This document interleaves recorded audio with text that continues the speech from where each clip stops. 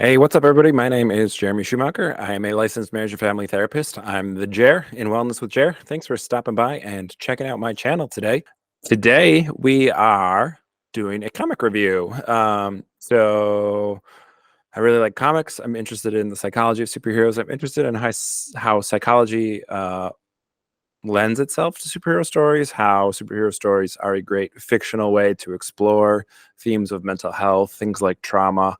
And so while they're very fictional and sometimes the allegory is limited, our ability to use metaphor in an extended way is limited with superheroes. Sometimes there's stories that are very related to the mental health topic, and it's fun to look at them. And sometimes it's just fun to diagnose the Justice League or the villain's rogue, the rogues. No, Batman's rogues. I never think of intros, and I'm terrible at them. So I also worked as a professor for a number of years, and one of the classes that I pitched really hard and worked really hard to prepare for, and then didn't end up teaching when I stepped away from higher ed, was a psychology of superheroes. And so one of the books that always comes to mind for people that I elected to not use in my curriculum, but on Reddit forums and different things I was looking at, it comes up as like the go-to story around mental health. Heroes in Crisis by Tom King. Heroes in Crisis was a kind of a limited series. DC does these crises event, Crisis on Infinite Earths. There's Identity Crisis. There are kind of these different events in DC Comics, the Crisis event. So it's one of those. I'm not like I'm a nerd about comics in the sense that I go to a local comic shop. I'm a nerd in the sense that when people only have seen MCU movies, that's all they know about superheroes. Like I know a significant amount more than that. I'm not a nerd in the sense that like I was getting issues of this comic when it was coming out. I have the collected edition here because I have ADHD, and going to a comic shop every week or keeping tabs on which comic books get released when is difficult for me. So yes, I was not around in my local comic shop when this was a thing going on. Most of Tom King's stuff is very good, and I like him as an author, but I like to read his stuff once it all comes out so I can kind of absorb it. My chihuahua's jumping on me. What's up, bro? I'm recording at home today. This Baskerville. He's cute. You're cute. Why are you jumping on me? He's a long-haired chihuahua. He's purebred. He is like 16 pounds. He's a big chihuahua. He thinks he's a big dog. So yeah, Heroes in Crisis. I wasn't around for like the reception of it. But preparing for this video and reading on some of the critic, just laughing at seeing my dog behind me and on the screen. Some people didn't like it, and I like Tom King's run on Batman, and I know some people didn't like that either. And it seems like the main criticism, I'm always like wondering if like in my privileged white male reading of things, I'm missing something. Like, what if it's accidentally misogynistic? And that all comes from a place of the first time I read At the Mountains of Madness by H.P. Lovecraft. I knew nothing about Lovecraft, didn't know he was racist, didn't know that he wrote all these things from a racist perspective. So I read this book just being like, okay, science fiction book. And then we got to class talking about it. I was in a monsters, robots, aliens class. And which is awesome. My minor is cultural studies. If you can take cultural studies classes, do that. It's great. It's really good for your learning. So I show up in class after reading At the Mountains of Madness, and everyone's talking about racism. And I sat there for much of the class being like, I think I read the wrong book. And then I was like, oh, I see. That was all a metaphor for immigrants and Black people because the author was a racist, and I missed it because I don't have a critical eye because I am privileged. So I don't know. Sometimes with Tom King, people really, on the internet anyway, can kind of be vitriolic against his writing, and I think it's pretty good. I'm just rambling here. So Heroes in Crisis. The Mixed reviews.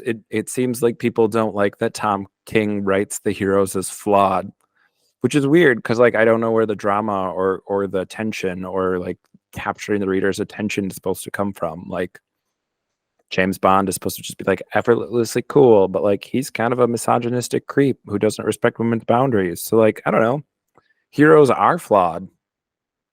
That's what makes it interesting. Superman's boring because he has no flaws. Like, right? You can come up with all these cosmic events, like bigger, more outlandish villains. The example I use is Guardians of the Galaxy all the time. Like Guardians of the Galaxy 1, small story, and then 2 becomes this world's galaxy threatening event, and it's just not interesting at some point. So like I love Heroes in Crisis because it's a murder mystery.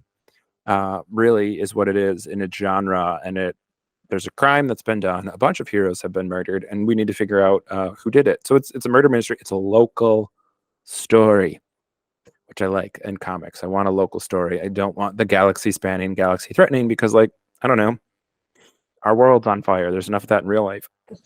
Give me a give me a murder mystery. Give me something to be distracted from real life. This book is not that. This book makes you think of real life very much. So Heroes in Crisis, the murders all happen at a place called the Sanctuary. The Sanctuary is set up by the Justice League. So Batman, Wonder Man, Wonder Woman, Superman, the DC Trinity have a place where heroes can go in confidence. It's in Nebraska. So like a little bit of a shout out to Superman growing up in Kansas and that small town, the small town Americana view of healing, I guess. Tom King wrote it after having a panic attack and losing his grandmother in the same day, is what he said in interviews. And so the Sanctuary is like this little cabin, and it's supposedly modeled off of his grandmother's house, which is, I think, a really nice homage to that relationship being important to him. So the Sanctuary is this place where heroes can go and recover from mental duress, from stress, from PTSD, because heroes are killed, heroes are brought back to life. So it's like it's also a little stepping outside of like breaking of the fourth wall. It's looking at comics as like a thing instead of saying like here's this continuity where we need to make it all make sense. Like just being like, yeah, we die and we get brought back to life, and it's hard. That's hard on your psyche. And so this place, the Sanctuary, where you can go and recover and heal and get your emotional and mental needs met, seems like a really great idea. And then everyone's murdered, and we need to find out who did it. And it's really interesting. I think I like that aspect of it, the murder mystery. What Tom King does exceptionally well in Mr. Miracle, I think he did Adam Strange. At some point in my career, I'm just going to have a review for all Tom King's books because he does such a nice job talking about mental health. He does these 9 panels, so 3 by 3 pages, where it's the entire panel. And in this book, it's the confessionals. So the heroes are in front of a recording, and they're sharing what's going on in their psyche. So Batman does one, and he talks about like he trains his partners and they become his family and they're really important, and so many of them have died. And like there's just these little things in it that I think are really meaningful and interesting to kind of think about and play around with. It's like Batman shows up in costume. It's like, did something just happen? He's coming out of an actual crisis, and he goes to the Sanctuary to process in that moment. Like, that's fascinating. That's so interesting to think about. Wonder Woman's in costume, but Batman or Superman shows up as Clark Kent. And so he shows up in like a suit and tie. He takes his glasses off and he starts talking. So I think they're just these little things. And where I like it as not like more than I'm throwing shade here, the average MCU fan who's just seen the movies but doesn't read comics themselves, but not like that person who's on a first name basis at the comic shop. I do think my local comic shop people know my name, but I'm 6'3" and have a big beard and long hair, so I stand out a little bit. But it's one of those things where I'm not the biggest like comic nerd. I don't have collected editions. I'm not that person who's there every Wednesday when new comics come out. So it's interesting his use of characters like Lagoon Boy, Solstice, the Guardian, the Protector. Like all these people are like, oh, like shoot, like he knows all this comic history I have an interview with Jason Aaron where I talk, and he knows so much comic history. It's so fascinating to talk to the people in the industry. And so, I like Tom King's run on Batman. He has Kite Man become this recurring character. Kite Man wasn't a creation. It was this character who did exist, but had kind of not been an important role or been just like a silly little character, and bring it back and put in some gravitas on their stories. I think is really fascinating. So in this book, Lagoon Boy is a character who says he's been at the sanctuary for the longest amount of time. He got shot and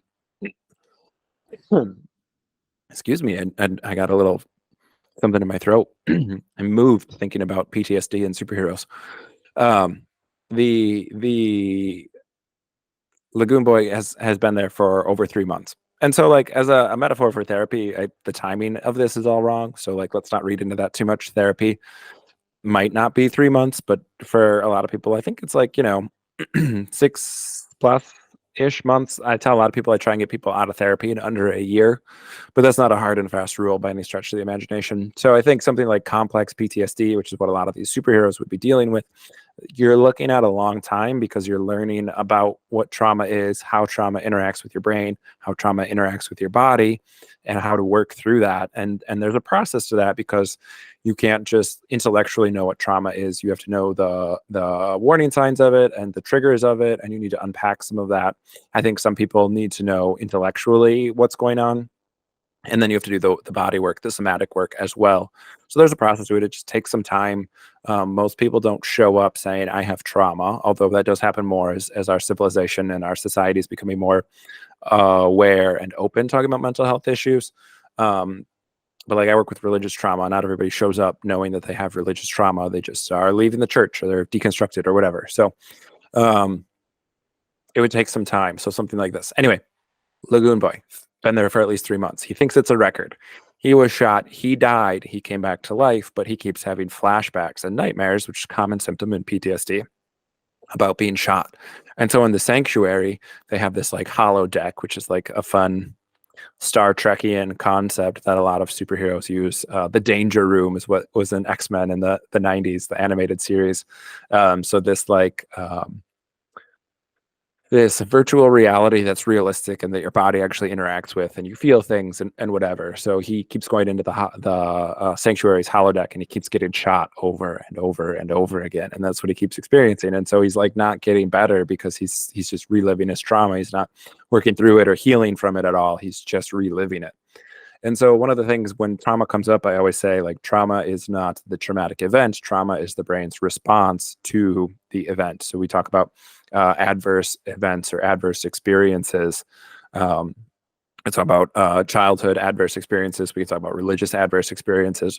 So these events happen, and our brain is triggered into survival mode. So our brain goes into fight, flight, freeze, or fawn. And of those options, those are survival techniques that are available to us. So we're going to get into fight, whatever the threat is, this thing that's threatening us, we're going to fight it. We're going to run away from it. We need to flee really fast. We're going to freeze, right? We just shut down. We can't move. Nothing happens. That's how like birds of prey catch rodents and stuff. They use their screech and the animal freezes, and then that's when they dive and grab it. Interesting kind of the evolutionary interplay between those different mechanisms. And then fawn is where you're kind of, it's I think of a dog rolling over on its back when two dogs meet, and one kind of takes rolls over on its back so the other one can sniff it, and there's no threat, there's no aggression. They are making it easy for the other dog to go about its business, and then it won't harm it. So that's kind of like the fawn response. And so we have these survival tactics that we use, and what trauma actually is not what happens in that event, but when our brain is in this are we safe moment, and we go into the survival mode, and then we're not allowed to feel safe. So an abuser is continuing to abuse us. We come forward and share our abuse, and we're not believed. We're dismissed. We're abused or harmed again in response. So there are all these ways in which our brain isn't allowed or isn't able to complete the stress cycle, and that's trauma. So then whenever any new threat comes up, or a threat that reminds us of the initial threat comes up, our brain goes into survival mode, whether it needs to or not. So that's what trauma is. So PTSD is post-traumatic stress disorder. It's chronic flashbacks, it's nightmares, it's potentially like depersonalization or derealization, losing touch with reality. Your brain is shutting down, and it's having these four Fs: fight, flight, freeze, or fawn responses when they're not. I don't want to say appropriate because that sounds judgmental, but like they're not necessary. So the trauma response is getting triggered, but it's not actually a safety issue. It's your partner said something kind of innocuous and you took it as a threat and you respond in this traumatic way. Or, you're having panic attacks because your brain is in flight and there is no threat, but you don't know what's going on. So your brain's telling you to run away and it's just like work, it's lunch break or a test or whatever. Like you have things in your life that are causing these responses that are out of proportion to the stimuli, and that becomes very damaging.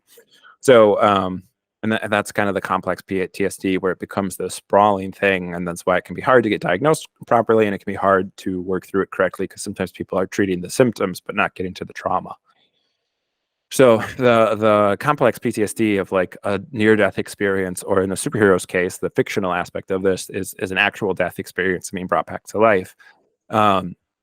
There's a narc. That's not right. What is his name? It is narc. I'll put up better pictures. The prehistoric man who is brought back and thought out, and he's the superhero. So like again, kind of these second class or lower tier heroes are in this.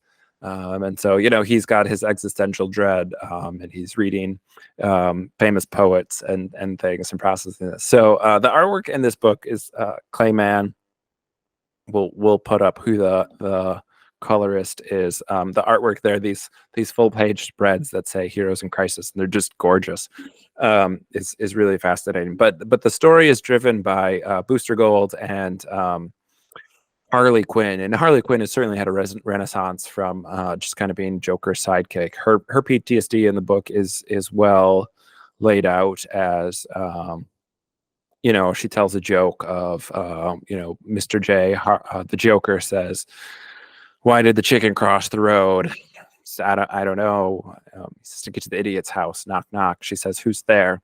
He says, "The chicken," implying that she's an idiot. And then she says, "And then he started hitting me," and then she covers her face and starts crying. So like this kind of like horrific outline of abuse where we see that, for those of you who are familiar with Batman stories, Harley Quinn is in an abusive relationship with Joker. Like he's not good to her.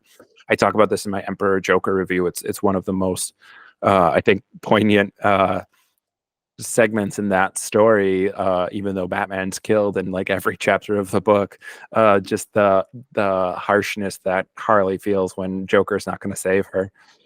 So that's a story that's been around. Emperor Joker was 2006, I think. So the Batman animated series was the early 90s when I was growing up, and so we know that dynamic of Harley and Joker has been unhealthy for a long time. And even though she left him, she got together with Poison Ivy. She's kind of a hero. She's an anti-hero, part of the Suicide Squad now. And Joker has a new bow and punchline. For those of you who aren't current on comics, I'm not the most either. Shout out to James Tynion, who's from Wisconsin. Who did Punchline, created the Punchline character for his run on Batman. So Harley and Joker have been unhelpful. She was a villain. Now she's a good guy. Tom King did not really go into Harley's background as a psychiatrist. Initially, her original character origin is she's the psychiatrist who's treating the Joker and falls in love with him. So I think that's really interesting. I would love, I'm sure somebody maybe has, but I would love a really like in-depth mental health story around that. I would watch that. But maybe just me because I'm a comic book nerd who's super into mental health as a therapist.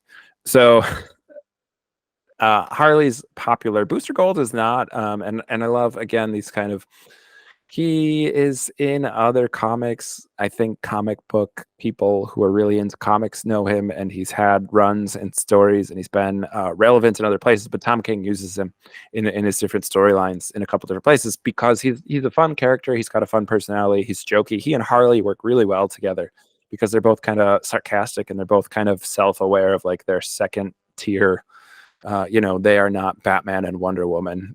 They are Booster and Harley. So it's a lot of fun.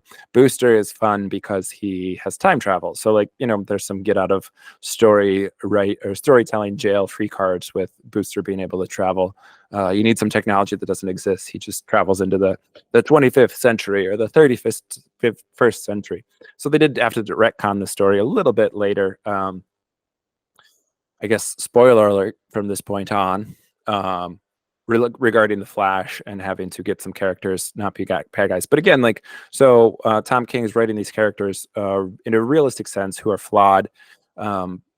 Superman shares with the world at large because one of the things that happens is the confidential files on each hero get released. And what we learn, again, spoilers if you want to read it, which I suggest, it's good. Go to your local library and pick it up or buy it. Support your local comic shop too, but support your local library. Both. Is Flash. Wally West is actually the person who ends up doing all this, and because of his trauma, and so he goes to Sanctuary, and a lot of characters, Booster Gold, Harley's not. I don't even think she's supposed to be there as a client, although she does have a confessional aspect to it. She's just there to get back together with Poison Ivy. But Harley and Booster are kind of set up where Flash has a breakdown. The Speed Force, which is what gives him his super fast ability, which on a reread, I actually was a little more disappointed with it than I thought, because the Speed Force gets out and kills people. But like, it's much more fascinating, I think, if Flash killing people. It's the most badass I, as a fan, have ever felt about Flash. And like, I've read JLA comics growing up, and I like the JLA. I watched the cartoon Justice League of America growing up after Superman Adventures and Batman animated series had wrapped up. That was on TV for a little bit. So Flash is just always kind of like, he's a bit of a joke in the JLA, like, oh, you're fast. Well, like, so is Superman, and he can do all this other stuff. So why do we need the Flash? But it's fascinating where like Wally West, the Flash, gets into. He's dealing with his trauma. He's brought back as kind of in one of DC's reboots. He's brought back to life after dying, and he's this hopeful character. And he talks about having all this pressure, but in being brought back, this alternate universe that existed, this alternate timeline that existed in which he had a family, he's brought back to a timeline where that family doesn't exist, and so he's just struggling to cope with like, I'm back, and I apparently made everything better for everyone else, but I'm miserable. It's what Tony Stark has to deal with in Infinity Saga and the MCU. I guess I'm curious which one came first.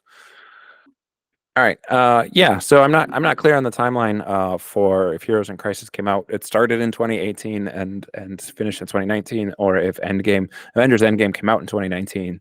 So I guess in theory, Heroes in Crisis came out first or started first, but again, between filming and story arcs and who knows when that stuff started. But I'm sure it's happened in comics previously, because again, that's one of the things with when you talk to these super really knowledgeable people about comics. Like I spoke to Jason Aaron, he talked about like some of the things that he referenced that people just don't know about because it's from Jack Kirby's run, or some of these older comic book writers in the golden or silver age of comics. And so, if you grow up in the 90s, Deadpool and Punisher, but you don't know some of these older runs on these characters, or Thor as Steve Blake, the paramedic, but not like some of the original runs on these characters. Some people might know Doom Patrol from the HBO show, but not have read Grant Morrison's run on it. So a lot of things in comics are self-referential, and it's just kind of figuring out like how to do this new, or how do we pay homage to it without just recreating it. So I'm sure it's happened before. I'm sure it's not DC and Marvel competing, telling the same story. But so Wally West is struggling with his family not being there. He's at Sanctuary, but he feels like nobody can relate. So he feels very alone. And what happens is, in feeling very alone, he decides like, I need to know who else is here. Everything's confidential. And he travels through time because he can time travel by running very fast and travel back in time. So he recompiles all the videos and he starts releasing it because he's like, I feel so alone. No one knows how everybody's hurting and all the heroes are suffering. And then he watches everybody's tapes, and then that's too much for him. Like, it just kind of breaks him even more. So he's very alone. He doesn't feel alone anymore, but now he's broken. And so that's a really apt metaphor. It's really interesting. Tom King It talks about mental health. He's a veteran, so he's had some things around PTSD. PTSD as a topic is I think important to him to talk about. Mental health is important to him to talk about. I don't want to. I don't know what his personal experience with therapy or diagnosis or anything. So those things are. But he's definitely got like an inside understanding and inside track on some of these things. So as a therapist, we're taught, and I think we need to be wary. I have a podcast called "Your Therapist Needs Therapy" because self-care is very important. We're aware of this idea of like secondary and tertiary trauma, where we're hearing our clients' stories and we're learning from them. We need to be emotionally present with our clients. We make ourselves as therapists vulnerable, and like this is not like a pity party for therapists. It's just like you take on your client's trauma. You can hear about abuse and neglect and these horrific things that have maybe happened in our clients' lives, and we're not experiencing them personally, but we are in the room with our client who's experienced them, working through them. Where it's hard work to take some of that on. Not that it's becomes your life story or anything, but you are taking on that emotional work to process that with that person, and then some of it's weighing. You don't always know what a client is going to share with you when they come in. So um, yeah, I think for like someone who's not trained in that and isn't aware of how to do that, like just watching tapes and tapes and tapes of people confessing at super speed, and then taking all that extra trauma, that secondary trauma, and like, yeah, that's not good, not wise. But so Flash, the Wally West Flash, wants to then release these tapes to the world so that everyone knows, like, hey, heroes are people too, and we're all struggling. It's okay to be struggling, which I think is a good message. Like, I think people didn't like that Tom King made Wally West the bad guy in the story. I think this concept of like his run on Batman, like Batman was made to be weak. Like, no, he wasn't. Like, he was a realistic take on Batman. Like, it's not weakness to have mental health. It's not weakness to need to take care of yourself. Volume 1, I Am Batman. In Tom King's run is about like you can't have bravery without fear. You can't be courageous if you don't ever feel scared. And so like I love that. I love that approach to storytelling, and I think he does a really nice job with this book about like this is what trauma looks like, and it's okay that you're working on it. It's okay. We're not alone. And as a therapist, I struggle with this every once in a while. Like I'll usually tell my clients, like, I wish you could meet some of my other clients. Obviously, you can't. Confidentiality, that would break all sorts of laws. It would be unethical. And those laws and ethics are a good thing. It helps people feel safe so they can share whatever it is they need to.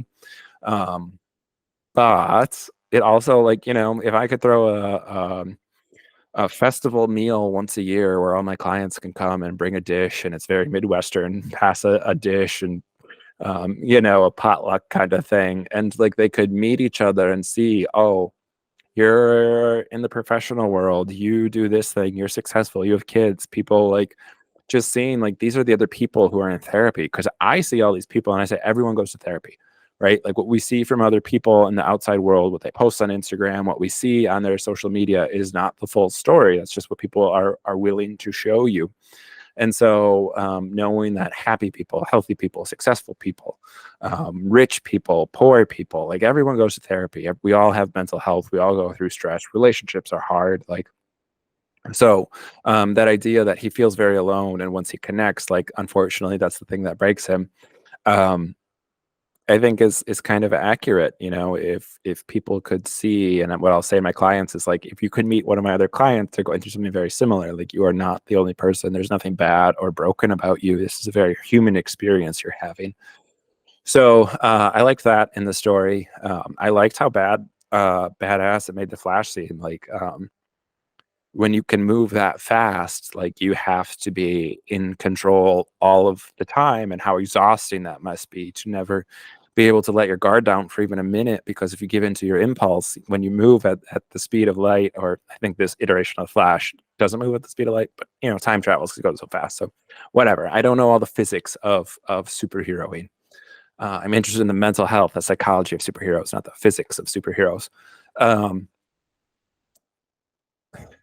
when you move that fast, when that's your superpower, losing control for even a split second can mean the death of tens of, if not hundreds of people. So I thought that was a really interesting way to like make the Flash seem really powerful in a way that, as a comic book reader and somebody who was interested in comics, I had never really thought of the Flash as being all that powerful. But like the amount of control and not being able to like let your guard down for an instant was really fascinating, I thought. And I think sometimes superhero stories, Superman stories, explore that idea.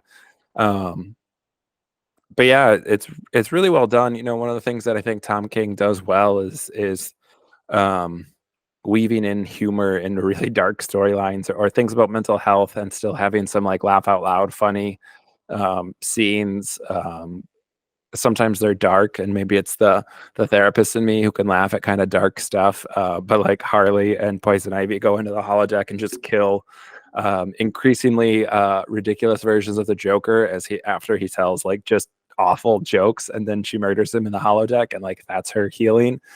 So like that's very dark, but also pretty funny. My favorite author of all time, not in comic books, but just in general, is Steven Erikson, and he does the same thing where he writes about war and he writes about some really difficult, kind of depressing topics, and yet he has these laugh out loud characters. He has two characters who are necromancers. They bring people back from the dead, and they're kind of like bad guys, but they're very funny. And so, yeah, I think that's a underrated thing, an underrated skill in writing is being able to have a topic that's very real and authentic and vulnerable and kind of dark, and yet is funny and hopeful. So yeah, I really like Heroes in Crisis. I think it's well done. I think a lot of it's a lot of the complaints that comic book fans is you're not going to please everybody, but can you tell a compelling story? And I think it's certainly a compelling story. I think it's a very realistic story. You know, there are complaints like, oh, Harley beats Batman, Superman, and Wonder Woman in like a battle, and that would never happen. It's like, okay, sure, if you're like going to get that serious about who's got which stats and everything, but like, it's believable enough. It's part of a good story in that she gets the lasso from Wonder Woman, ties it around Batman. Batman says he's got kryptonite in his pocket after telling Superman he doesn't. um and then she uses that to weaken Superman so she can escape. Like, okay, sure, she beat the three strongest superheroes in all of DC, but like it worked to move the story along, and it's a good story. So like I don't get too bogged down in like that of like, oh, Batman's my favorite, he would never lose. Like, Batman usually doesn't lose in the end, but he has to get beat. Otherwise, there's no progression. There's no story there. So having heroes who are wounded or vulnerable, having heroes who are going through a crisis, both of faith, of public trust, of their own identity, of their mental health, and saying they might not be their best versions of themselves, so Harley could get the best of them. Like, I think that's reasonable if it tells a good story. So, yeah, Heroes in Crisis, it's very good. Again, those 9 panel pages are just phenomenal, and then the artwork, Clay Mann, um, so cool. There's a fields where Flash is holding. I don't remember if it's like a bloody flower, and that ties into the story, but like all the flowers in the background spell out Heroes in Crisis. There's one where Superman's flying across the sky, and it's the clouds say Hero in Crisis. So really good art, fascinating story. I think not like from a therapist perspective, like an accurate portrayal of PTSD, but not like getting bogged down in like diagnostic criteria or anything. So I think it was accurate portrayal without being boring, or clinical. It has heart. You feel it, the vulnerability in it. So strong recommend. I think it's really good. As I kind of joked at, like I'm at some point going to get to all of Tom King stuff because so much of it is about mental health. Maybe I'll try and interview him someday if I can ever track him down. I got Jason Aaron on my podcast, which I talk about, which is very cool. So if you like comic books and you like some of that stuff, a lot of these modern writers who are big names. Tom King has won Eisner a couple times. Jason Aaron won an Eisner. So they're writing about trauma. They're writing about intergenerational trauma. They're writing about these things that I think are meaningful, and it's a fun. Escapism is still there, where it's not like making you depressed to read it, but it's also dealing with some real life stuff. So great story. I love Tom King's writing. His prose, I think, is very well done and provocative. I know not everybody loves it in the way that not everybody likes No Country for Old Men or The Road by Cormac McCarthy. But when you're writing these stories for the prose, I think it can be really it can be really moving in a different way. And I like the juxtaposition of comics between the artwork that's done, and these are phenomenal people who are doing the drawing and the lettering and the coloring, the illustrators and the prose, and then the action on the page, and having a story where all that comes together. It's just such a cool medium in comics. So check out Heroes in Crisis by Tom King. It is fantastic. I give it 2 big thumbs up. And we'll be back assumably with more comics, more Tom King. I try and come up with other stuff and not just do one author over and over and over again. So we'll be back with more. Drop down in the comments if you got something you would like me to check out, whether it's a superhero story, a comic book, a show, a movie about heroes. I would love to get around to doing The Boys and some other stuff. So I've got some other stuff lined up that I'm going to do.